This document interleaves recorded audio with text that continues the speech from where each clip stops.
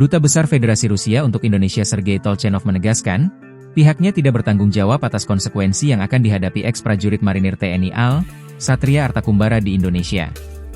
Ia menegaskan, keputusan Satria menjadi tentara bayaran di Rusia merupakan kehendaknya sendiri. Kedubes Rusia di Jakarta dan dimanapun, menurutnya, tidak pernah merekrut personel angkatan bersenjata Rusia. Jika Satria Kumbara melanggar Undang-Undang Indonesia, hal itu adalah tanggung jawabnya sendiri karena sebagai WNI ia seharusnya paham apa yang bisa ia lakukan dan tidak, tegas Tolchenov di Jakarta, Rabu, 20 Agustus 2025. Tolchenov mengaku baru mengetahui informasi terkait Satria dari pemberitaan di Indonesia. Ia telah mengonfirmasikan kabar tersebut kepada atasnya pertahanan, yang juga mengaku tidak memiliki informasi apapun soal Satria. Namun, ia tak memungkiri bahwa orang asing dapat mendaftar secara sukarela sebagai personel angkatan bersenjata Rusia.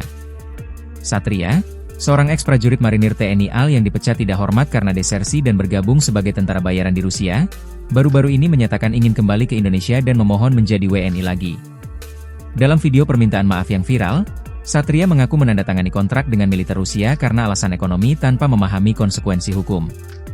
Namun demikian, status kewarganegaraannya telah dicabut karena ia melanggar pasal 23 UU nomor 12 tahun 2006 yang menyatakan bahwa WNI yang bergabung dengan dinas militer asing tanpa izin presiden otomatis kehilangan status sebagai warga negara Indonesia.